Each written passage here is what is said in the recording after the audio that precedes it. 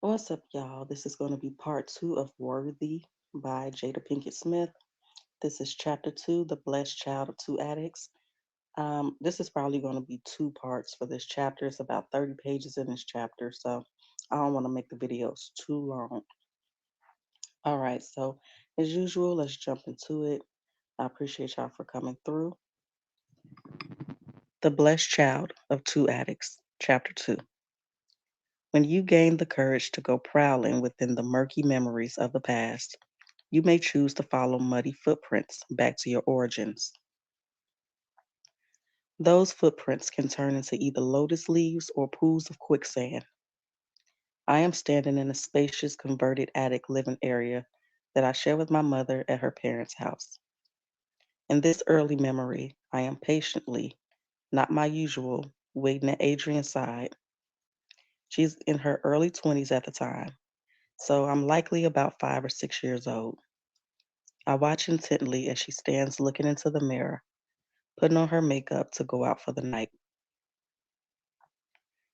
This converted attic is where I grew up, off and on, for most of my childhood. To get up here, we took the stairs that led off the kitchen. The attic housed my mother's bedroom, a long hallway, my bedroom, a common area where I could play, and another bedroom that had a large triangle window that looked onto the backyard.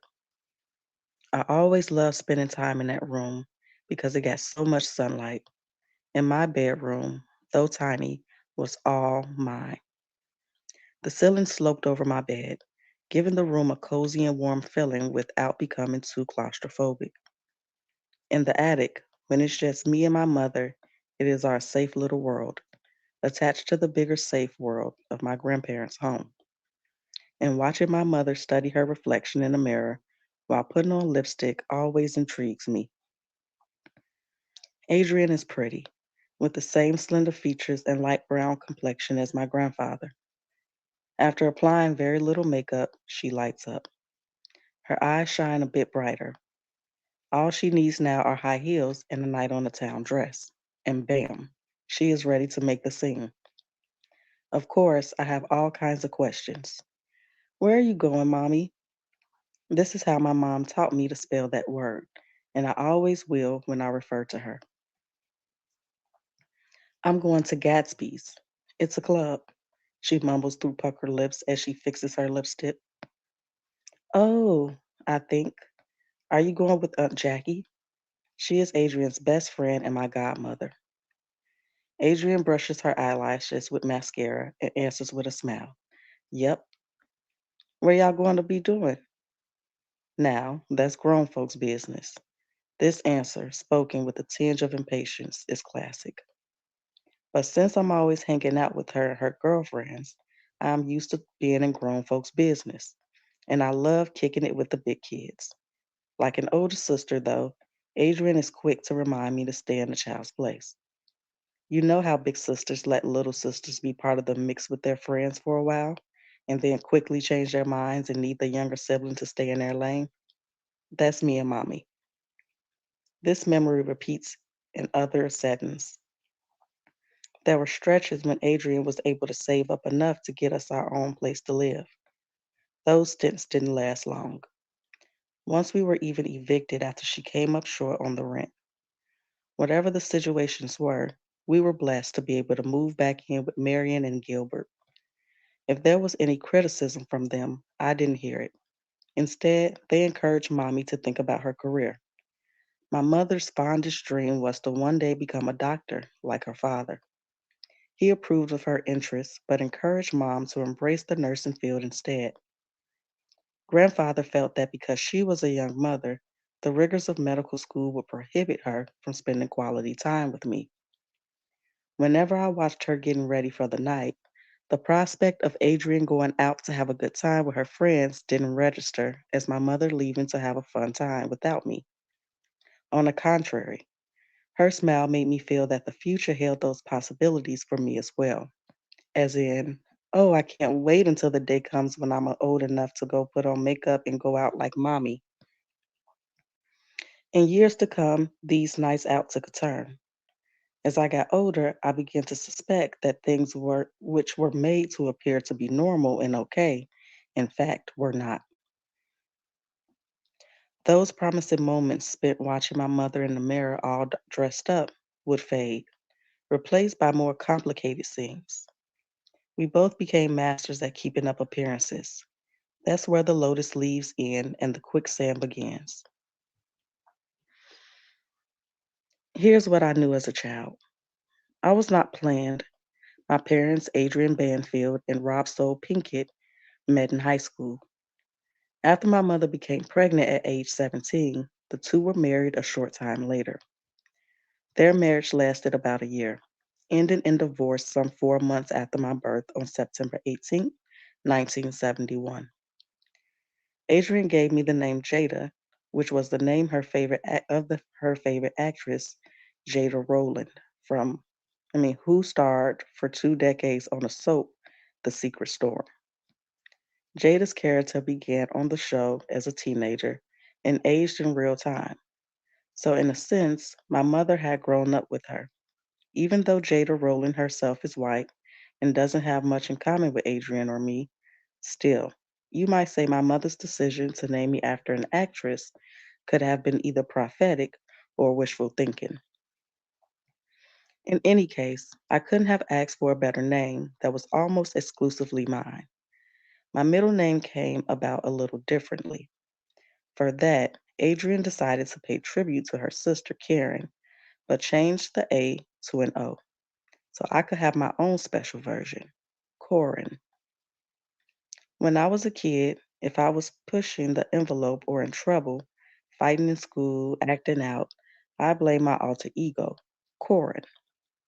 Later, it became a running joke with me and my friends that if Corin surfaced, everybody better take cover. The chronicle of how I came to be the blessed daughter of two addicts was not a tale told for my or anyone else's consumption, not for decades at least. As a child, I was not aware of the tumultuous relationship and traumatic events that had taken place between my parents. Incidents that were full of physical and emotional abuse. Where I once assumed that they were simply too young to make a marriage work, I would eventually learn that their issues ran far deeper. Upon hearing that Adrian was pregnant, my grandmother pulled from her own trauma and addressed the situation by doing for her daughter what no one had done for her. Marion confronted Robsell Pinkett and gave him three choices: A. Marry Adrian, B. We will arrange for an abortion, or C. The baby will be adopted. When I eventually heard how Robsell gave a resounding yes, I will marry her, despite his parents' stance that he didn't have to do anything he didn't want to do, it made me realize, wow, that was a life saving decision for me and the stand up thing for him to do. His one action gave my life an anchor in this world, yet also sent a message to Adrian that she would have been of less value as an unwed single mother. This was a message grandmother had already suffered. The need to be perceived a certain way in the world was a trauma response from my grandmother and unintentionally passed on to her daughters. My mother revered her mother, and yet I wonder if it became too much over the years to have to live up to Marion's standards. I wonder if this burden damaged my mother's sense of self worth over time. Rob's erratic behavior could have only compounded her lack of self esteem. In his early but escalating throes of alcohol and drug addiction, he could lurch into a level of violence that was terrifying and confusing. The abuse continued throughout their relationship, including, including when she was pregnant. And though she tried to cope by avoiding his outbursts, that soon became impossible. One day at her parents' house, shortly after I was born, an argument got out of hand. My grandparents weren't home at the time, and my mother put me on the floor to keep me safe as Rob, in a violent rage, backed her into another room and punched her in the stomach. In fear for her life, Adrian distracted him by saying, "Rob, we left the baby in the other room." As he turned to come get me, she ran across the street to a neighbor's house. I learned this many years after the fact, but it was no less heartbreaking to hear as an adult that she had no choice but to leave me on the floor in the house and escape his assault. She was certain I would be safe because I knew your father was never going to hurt you, Jada. After that, my mother wasted no time moving us in with her parents and filing for divorce. Despite the drama between them, my mother continued to believe correctly that Rob would never lay a hand on me and that he had the right to exercise his desire to be a father on the few occasions he chose to do so. My mother, to her lasting credit, never talked shit about my father in front of me, and whenever he made the effort to be in touch, she didn't make a fuss. She would take me to see him at the home of his parents, to whom she made sure I had a strong connection. Robsel Pinkett was a stone mason by trade, highly skilled, extremely handsome, and brilliant. He was esoteric, and by this I mean multidimensional in unexpected ways. He was versed in nearly every subject you could name, a talented poet, and with charisma for days, a natural performer, which I would later experience during his impromptu poetry readings. Rob was eclectic in his interests, colorful in his taste and style, and occasionally really out there.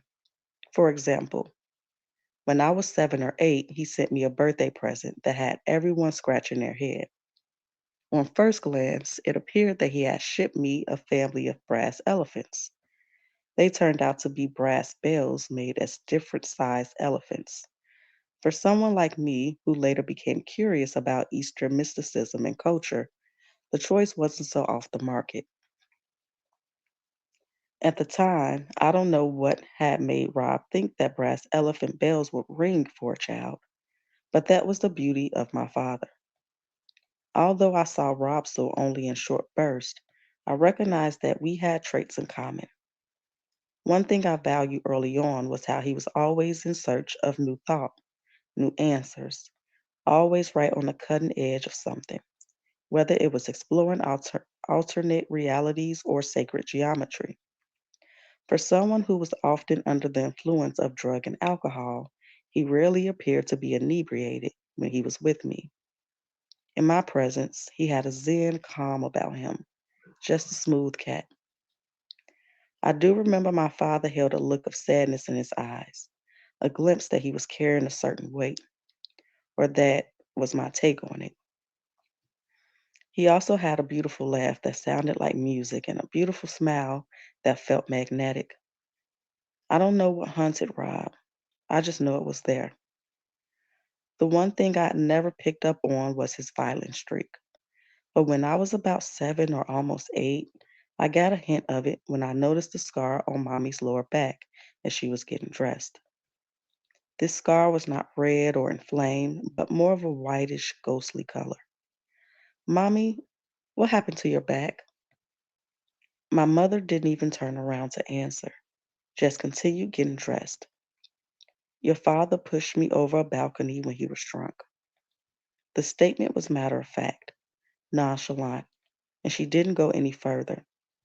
I got the sense that while she wasn't going to lie, there was nothing more she was going to tell me in that moment. Even still, my mom allowed me to see him whenever he requested, and she never, to my knowledge, asked that visits be supervised. My paternal grandparents, on the other hand, made sure I was always supervised when Rob so planned to visit me at their house. And because mommy knew that would be the case, she didn't have to ask. Besides, my grandfather, Grant Pinkett, a lawyer by profession who worked for the government, absolutely adored me, and nothing bad was ever going to happen to me on his watch. Unlike the predominantly white and Hasidic neighborhood where I lived with my mother's parents, my father's parents' neighborhood, about 20 minutes away, was much more blue collar and made up almost exclusively of black folks.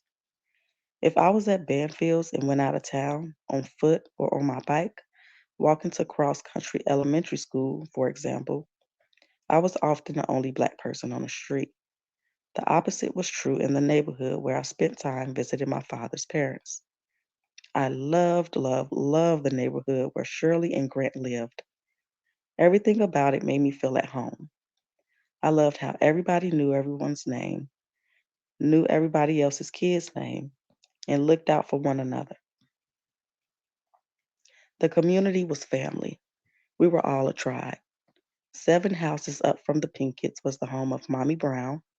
She was like a magical character from a storybook, very pale, but could have passed for white.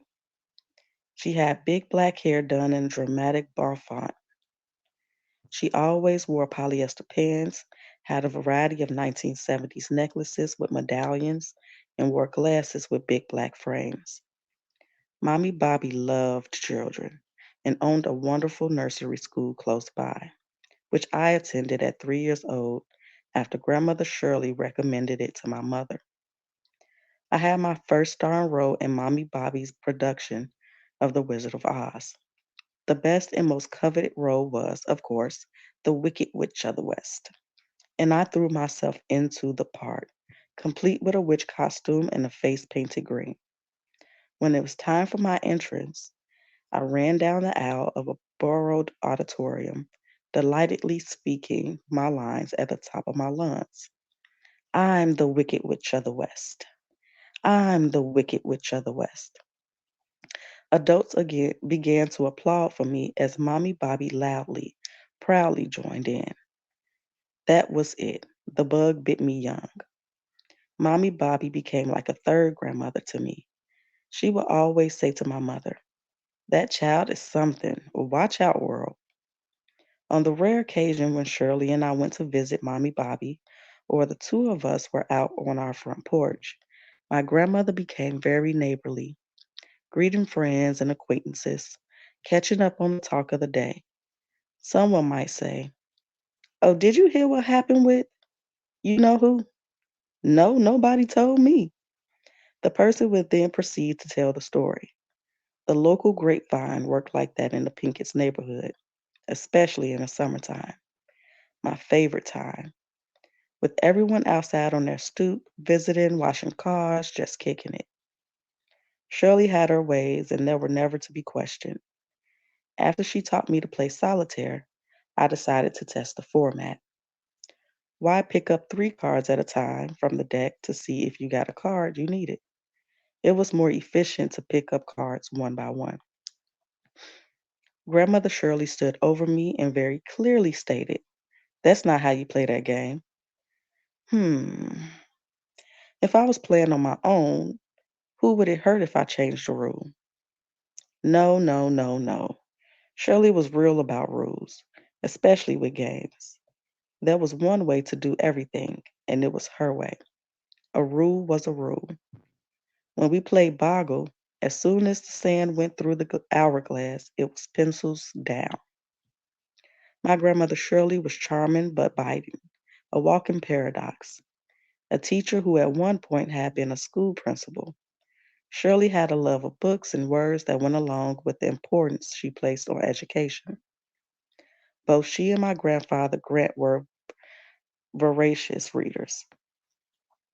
My fondest memories of Grandmother Shirley take me back to her small, narrow kitchen around a small table that fit all of 3 people in total.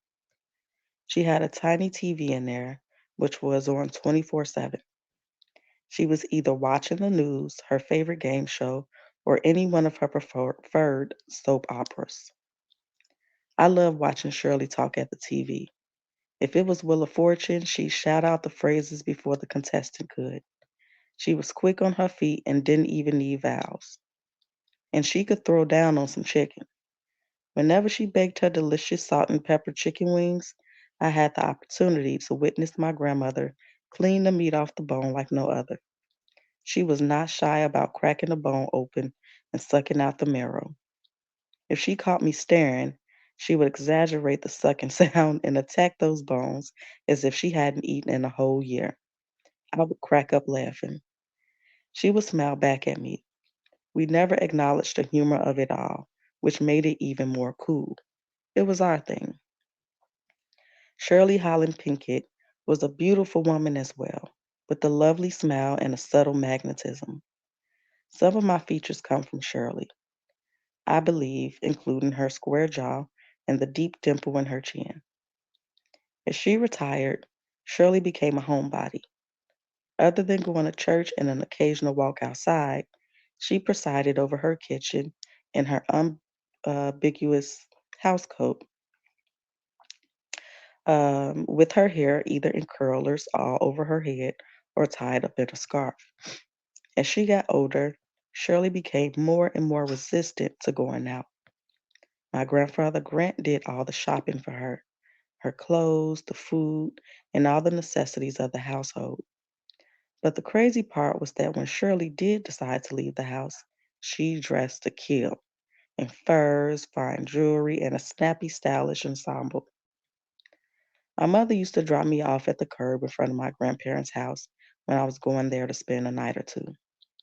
Before we stopped, I spot my grandfather waiting for me, sitting there on the porch, a sentinel on guard, saying little but all knowing.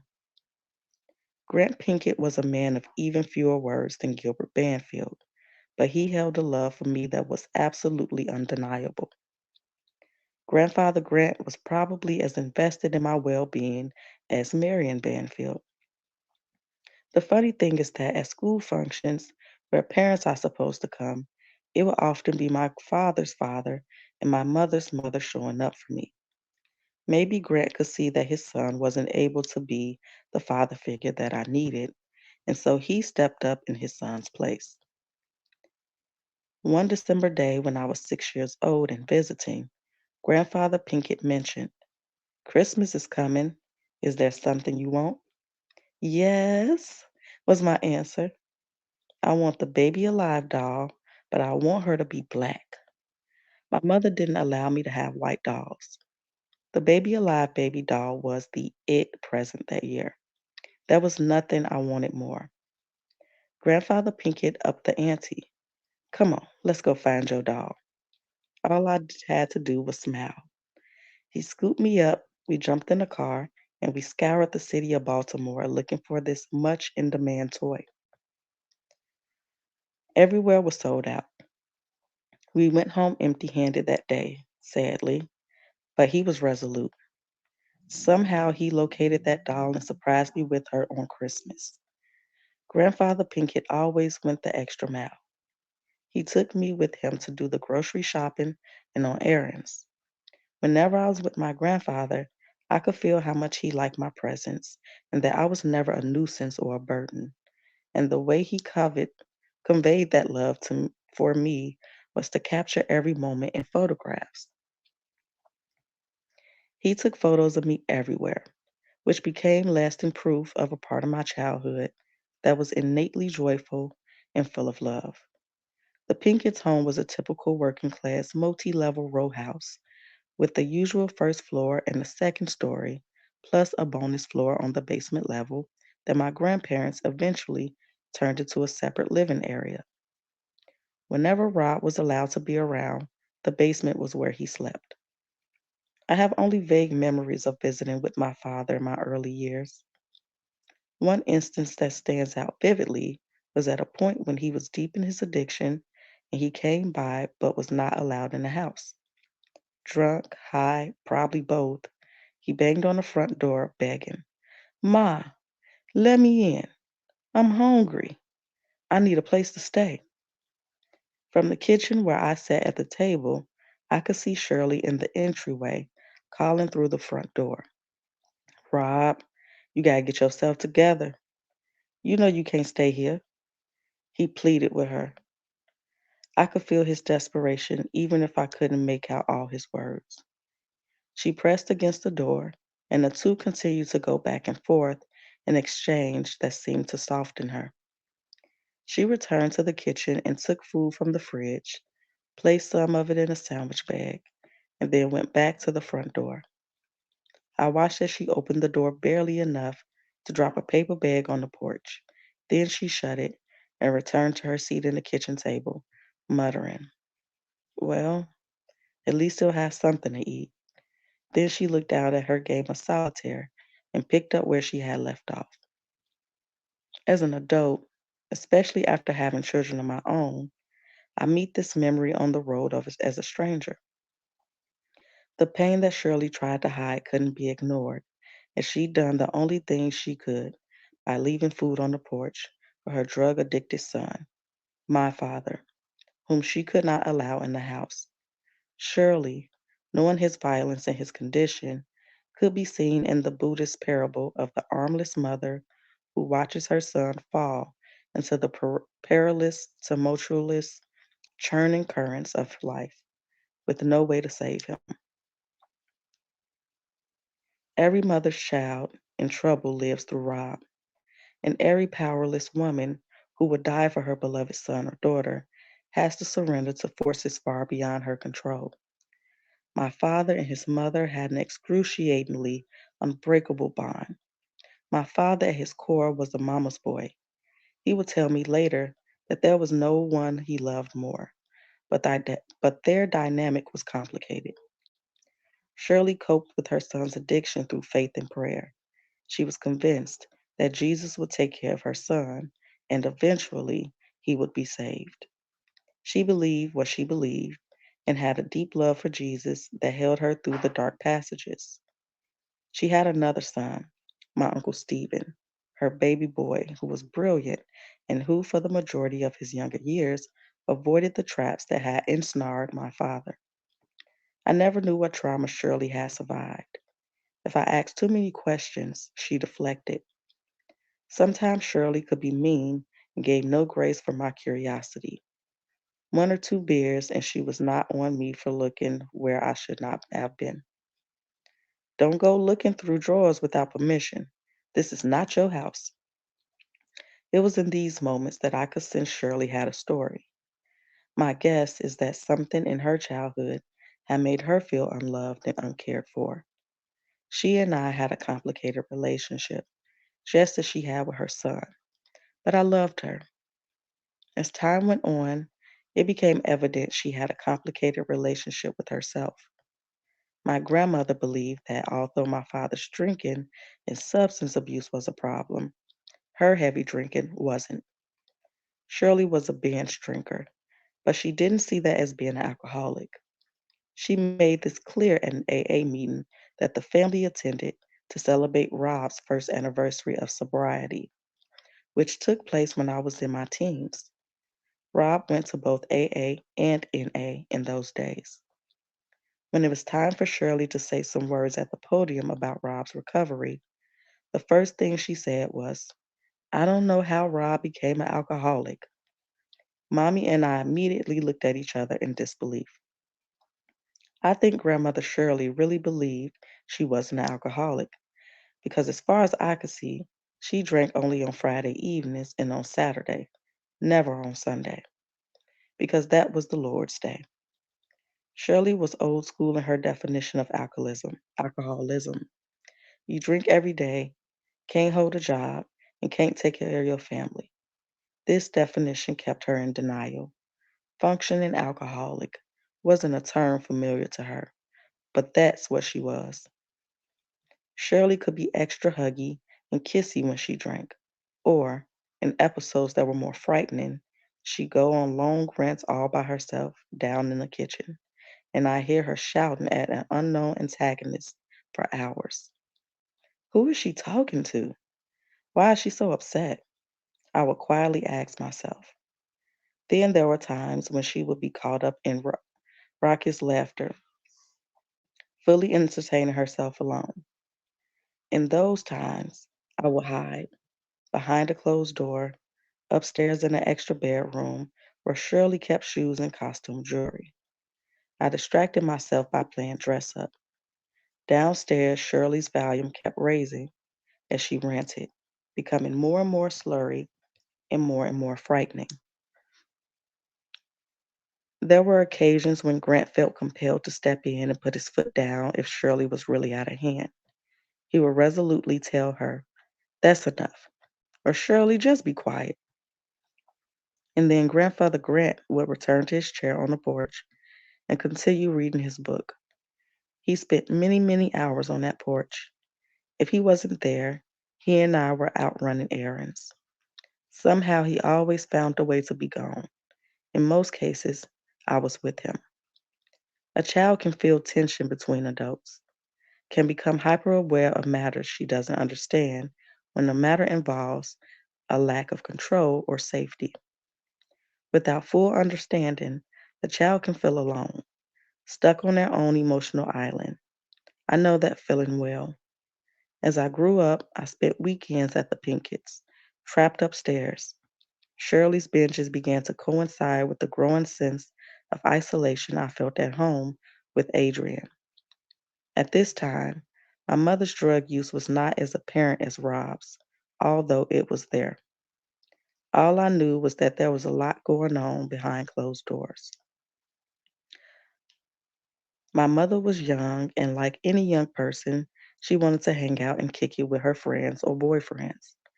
When we were at Marion's, there were plenty of mornings when she would sleep in really late, and I have to rummage in the kitchen to figure out what to eat, and sometimes find myself experimenting like a mad scientist. What if I eat my cereal with Pepsi instead of milk?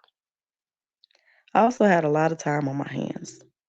This is when my penchant for mischief turned up as I found things I was not meant to find. Hmm, weed seeds and weed paper. What do they do? I wasn't old enough to recognize the world of an addict, but as I look back, I became a witness to how Adrian's addiction was already in play and how it created an atmosphere of loneliness for me. It's interesting that both of my parents, although their addictions presented differently at this time, were never fully available to me. When I go in search of the origins of my broken heart, it is this sense of not being a priority to the two people who gave me life that creates a fracture in my feeling of worth. Rod was an untapped treasure chest of talent and knowledge. Although he was mostly considered, well, weird, he was simply a man before his time. If he had lived long enough, he would have appreciated his grown grandchildren as his lost tribe. My fondest memories of Rob are of witnessing his passion for poetry. One of his poems he couldn't wait to share with me.